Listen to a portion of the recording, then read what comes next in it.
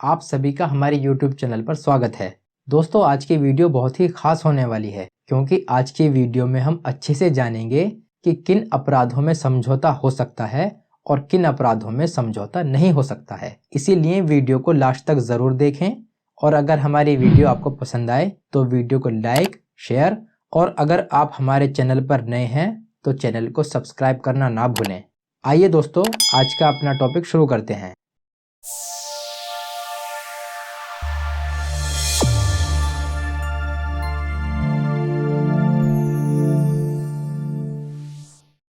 जिन अपराधों में समझौता हो सकता है और जिन अपराधों में समझौता नहीं हो सकता है, उन अपराधों को शमनीय और अशमनीय अपराध कहा जाता है। इनको समाधेय अपराध या असमाधेय अपराध भी कहते हैं और इनको इंग्लिश में कंपाउंडेबल ऑफेंस और नॉन कंपाउंडेबल ऑफेंस कहा जाता है। लेकिन वीडियो में आगे बढ़ने से पहले एक बार ये समझ लेते हैं कि समझौता किसे कहते हैं, इसका मतलब क्या होता है। समझौता एक व्यवस्था है जिसमें एक पीड़ित पक्ष और आरोपी पक्ष आपस में अपनी सहमति से समझौता कर लेते हैं। लेकिन इसमें एक बात ध्यान रखें कि ये जरूरी नहीं है कि आप समझौता लिखित में ही करें, समझौता मौखिक भी हो सकता है। अब देख लेते हैं समझौता करने के फायदे क्या होते हैं। समझौता करने का सबसे बड़ा फायदा ये होता है कि दोनों पक्षों को कानूनी लफड़ों में पड़ने की जरूरत नहीं पड़ती। वो इन सब लफड़ों से बच सकते हैं और इससे देश की अदालतों में मुकदमों की संख्या भी कम रहती है। आप जानते हैं शमनीय या समाधेय अपराध किसे कहते हैं। शमनीय या समाधेय अपराध यानी कि वो अपराध जिन अपराधों में समझौता हो सकता है। इसमें शिकायतकर्ता अपराध की गंभीरता के आधार पर पुलिस से की गई शिकायत को अभियुक्त आरोपी के निवेदन करने पर वापस ले सकता है और अगर आरोपी पर मुकदमा दर्ज हो गया है तब भी आरोपी के निवेदन करने पर शिकायतकर्ता उस मुकदमे में समझौता कर मुकदमे की कार्यवाही समाप्त कर सकता है। लेकिन समझौता करने के लिए एक आवेदन पत्र यानी कि एप्लीकेशन उसी अदालत में दाखिल करनी होगी जिस अदालत के समक्ष वो मामला विचाराधीन है। यानी कि जिस अदालत में वो मुकदमा चल रहा है उसी अदालत में आवेदन पत्र दाखिल करना होगा। समझौता करना या न करना सिर्फ और सिर्फ शिकायतकर्ता यानी कि पीड़ित या पीड़िता पर ही निर्भर करता है कि उसको समझौता करना है या नहीं करना है। अगर सीधे शब्दों में समझें तो वो मामले जिनमें दोनों पक्षों में से एक पक्ष दूसरे पक्ष द्वारा लगाए गए आरोपों को स्वीकार कर लेता है और इस तरह दोनों आपस में समझौता कर मामले को रफा दफा कर देते हैं। ऐसे मामलों को ही शमनीय अपराध या समाधेय अपराध कहा जाता है, जिसको इंग्लिश में कंपाउंडेबल ऑफेंस कहते हैं। इन अपराधों को समाधेय अपराध इसलिए भी कहते हैं क्योंकि समाधेय शब्द का मतलब ही होता है समाधान, जिन अपराधों का समाधान किया जा सकता हो। ये अपराध सामान्य प्रकृति के होते हैं और इन अपराधों में कम सजा का प्रावधान होता है और पुलिस अभियुक्त यानी आरोपी को बिना वारंट के गिरफ्तार नहीं कर सकती है। और जिन अपराधों में दोनों पक्षों के बीच समझौता नहीं हो सकता और ना ही अदालत समझौता करने के लिए अपनी सहमति दे सकती है, उन अपराधों को अशमनीय या असमाधेय अपराध कहा जाता है, जिसको इंग्लिश में नॉन कंपाउंडेबल ऑफेंस कहा जाता है। लेकिन दोस्तों, इसके बारे में हम अभी आगे अपनी वीडियो में बात करेंगे। लेकिन उससे पहले जान लेते हैं जिन अपराधों में समझौता हो सकता है उनके बारे में। सीआरपीसी सेक्शन 320 में उन सभी अपराधों को दिया गया है जिन अपराधों में समझौता हो सकता है। लेकिन समझौते भी दो तरह के होते हैं। एक तो वो जो बिना अदालत की सहमति के हो सकते हैं, यानी कि जिन समझौतों में अदालत की परमिशन की जरूरत नहीं होती, लेकिन इस तरह के समझौते करने के लिए उसकी जानकारी पुलिस को देनी पड़ती है, मतलब कि पुलिस ही समझौता करवा सकती है। इन मामलों को सीआरपीसी सेक्शन 320 सब सेक्शन 1 में दिए गए हैं। और दूसरे समझौते वो होते हैं जिनमें समझौता करने के लिए अदालत की परमिशन लेनी बहुत जरूरी होती है। अदालत की सहमति के बाद ही उन अपराधों में समझौता हो सकता है। इन मामलों को सीआरपीसी सेक्शन 320 के सब सेक्शन 2 में दिया गया है। आइए अब देख लेते हैं शमनीय अपराधों के कुछ उदाहरण जिन अपराधों में अदालत की परमिशन के बिना समझौता हो सकता है। आईपीसी सेक्शन 379 चोरी का मामला। इसमें चाहे तो वो व्यक्ति समझौता कर सकता है जिसका कोई सामान या कुछ भी चोरी हुआ हो, इसमें पुलिस को बीच में रखकर समझौता किया जा सकता है। आईपीसी सेक्शन 323 स्वेच्छा या उपहति कारित करना, यानी कि किसी को चोट पहुंचाना। इसमें वही व्यक्ति समझौता कर सकता है जिसके चोट लगी है, यानी कि जो पीड़ित है। इसमें वो व्यक्ति समझौते की पहल नहीं कर सकता है जो अभियुक्त या आरोपी है।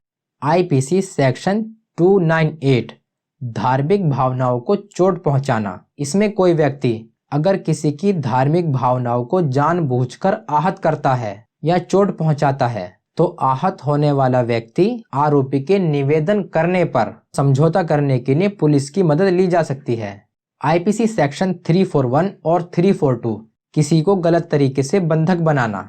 इसमें जिस व्यक्ति को बंधक बनाया गया है अगर वो चाहे तो अदालत की सहमति के बिना ही अदालत से बाहर समझौता कर सकता है। आईपीसी सेक्शन 497 जार कर्म। ऐसे मामलों में महिला का पति ही समझौता कर सकता है और पुलिस को समझौते की जानकारी देनी होती है। आईपीसी सेक्शन 498 किसी विवाहित महिला को बंधक बनाना या भगा ले जाना। इसमें अगर कोई व्यक्ति किसी विवाहित महिला को आपराधिक इरादे से भगा ले जाता है या कोई अपराध करने के इरादे से ही बंधक बना लेता है तो ऐसे मामलों में बंधक महिला का पति या पिता या कोई संबंधी ही समझौता कर सकता है। आईपीसी सेक्शन 448 बिना आज्ञा के किसी के घर में घुसना। इसमें अगर किसी व्यक्ति के घर में कोई व्यक्ति या अपराधी उसकी आज्ञा के बिना घुसता है तो ऐसे मामलों में जिसके घर में घुसने का प्रयास किया गया है वो समझौता कर सकता है, लेकिन समझौता करने के लिए पुलिस को बीच में लेना होगा। आइए अब जानते हैं उन अपराधों के कुछ उदाहरण जिन अपराधों में समझौता करने के लिए अदालत की सहमति लेनी बहुत ही जरूरी होती है। आईपीसी सेक्शन 312 किसी महिला का गर्भपात कराना। इसमें किसी महिला का उसकी मर्जी के खिलाफ गर्भपात नहीं कराया जा सकता और ऐसा करना एक दंडनीय अपराध माना जाता है। अगर महिला का पति या उसका कोई सगा संबंधी ऐसा करने का प्रयास करता है और अगर पीड़ित महिला उसकी एफआईआर पुलिस स्टेशन में दर्ज करा देती है तो फिर इस मामले में अदालत की सहमति से ही समझौता हो सकता है। एक बात ध्यान रहे, ऐसे मामले में वही महिला समझौता कर सकती है जो पीड़ित है, यानी कि जिसका गर्भपात कराया गया है या गर्भपात कराने का प्रयास किया गया है। आईपीसी सेक्शन 494 पति या पत्नी के जीवित रहते हुए दूसरी शादी करना। इसमें अगर कोई व्यक्ति या महिला अपने पति या पत्नी के जीवित रहते हुए किसी और स्त्री से या पुरुष से शादी करता है और अगर पीड़ित पक्ष पुलिस स्टेशन में एफआईआर दर्ज करा देता है तो इसका समझौता सिर्फ और सिर्फ अदालत में ही हो सकता है और इसमें इस तरह का विवाह करने वाले व्यक्ति का पहला पति या पहली पत्नी ही समझौता कर सकते हैं, लेकिन समझौता करने के लिए अदालत की सहमति लेनी होगी और इसमें 3 लोग एक साथ रह सकते हैं, इसका भी प्रावधान है। आईपीसी सेक्शन 509 किसी महिला पर कोई गंदे कमेंट्स करना, सीटी बजाना या कोई गलत इशारा ही करना। ऐसे सभी काम जिनसे किसी महिला की मर्यादा को चोट पहुंचती है या महिला को कोई ऐसी चीज दिखाना जिससे उसकी मर्यादा भंग होती हो तो वो भी एक दंडनीय अपराध है और अगर पीड़ित महिला ऐसे मामले को पुलिस स्टेशन में दर्ज करा देती है तो वही महिला इस मामले में समझौता कर सकती है जिसके साथ ये घटना हुई है और समझौता करने के लिए अदालत की सहमति लेनी पड़ेगी। आईपीसी सेक्शन 343 किसी को 3 दिन तक बंदी बनाकर रखना। इसमें अगर कोई व्यक्ति किसी दूसरे व्यक्ति को उसकी इच्छा के खिलाफ 3 दिनों तक बंधक बनाकर रखता है और अगर पीड़ित व्यक्ति उसकी शिकायत पुलिस स्टेशन में दर्ज करा देता है तो समझौता सिर्फ और सिर्फ पीड़ित व्यक्ति अदालत की सहमति से ही कर सकता है। आईपीसी सेक्शन 428 10 रुपये या उससे ऊपर के जानवर को मारना या अपंग बनाना। अगर कोई व्यक्ति किसी 10 रुपये या उससे ऊपर के जानवर को मारता है या अपंग करता है तो ये एक दंडनीय अपराध माना जाता है और इसमें समझौता अदालत की सहमति लेने के बाद जानवर के मालिक द्वारा ही किया जा सकता है। आईपीसी सेक्शन 424 धोखाधड़ी से किसी संपत्ति को छुपाना या हड़पना। अगर कोई व्यक्ति धोखाधड़ी से किसी की संपत्ति को चुराता है या हड़पता है और पीड़ित व्यक्ति अगर एफआईआर दर्ज करा देता है तो पीड़ित व्यक्ति अदालत की सहमति लेने के बाद ही समझौता कर सकता है। दोस्तों, इन अपराधों की लिस्ट थोड़ी लंबी है। अगर हम सारे अपराधों की बात अपनी वीडियो में करेंगे तो वीडियो लंबी हो जाएगी। अगर आपको सभी अपराधों के बारे में जानना है, आप सीआरपीसी सेक्शन 320 में जाकर भी देख सकते हैं कि वो अपराध कौन से हैं।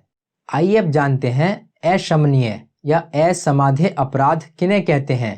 अशमनीय या असमाध्य अपराध यानी कि वो अपराध जिन अपराधों में समझौता हो ही नहीं सकता, क्योंकि कुछ अपराध इतने गंभीर और आपराधिक होते हैं कि उनमें समझौता करने की कोई गुंजाइश ही नहीं होती। आमतौर पर ये कोई दो व्यक्तियों का मामला नहीं होता है, बल्कि ये राज्य का मामला बन जाता है, क्योंकि समाज पर इसका बहुत ही गलत असर होता है। इसमें आरोपी को सजा देने के अलावा कोई और रास्ता बचता ही नहीं है और इन अपराधों को सीआरपीसी सेक्शन 320 में रखा ही नहीं जाता।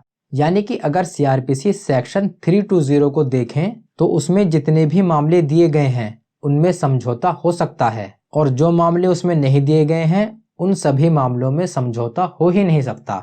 ये अपराध गंभीर प्रकृति के होते हैं और इन अपराधों में अधिक सजा का प्रावधान किया जाता है और पुलिस इन मामलों में बिना वारंट के गिरफ्तार कर सकती है। आइए अब देख लेते हैं अशमनीय अपराधों के कुछ उदाहरण जिनमें समझौता हो ही नहीं सकता। आईपीसी सेक्शन 300 यानी कि हत्या, आईपीसी सेक्शन 304B यानी कि दहेज मृत्यु, आईपीसी सेक्शन 375 और 376 यानी कि बलात्कार। ये कुछ गंभीर अपराधों के उदाहरण हैं जिनमें कभी भी समझौता हो ही नहीं सकता। दोस्तों, ये थी हमारी वीडियो कि किन अपराधों में समझौता हो सकता है और किन अपराधों में समझौता नहीं हो सकता है, यानी कि कंपाउंडेबल ऑफेंस और नॉन कंपाउंडेबल ऑफेंस के ऊपर। मुझे उम्मीद है आपको आज अच्छे से आज का टॉपिक क्लियर हो गया होगा। अगर आपको हमारी ये वीडियो पसंद आई हो तो हमारी वीडियो को लाइक और शेयर जरूर कर दें। अगर आप हमारे चैनल पर नए हैं तो हमारे चैनल को सब्सक्राइब जरूर कर लें। दोस्तों, मिलते हैं इसी तरह के एक अच्छे नए टॉपिक के साथ। तब तक के लिए गुड बाय।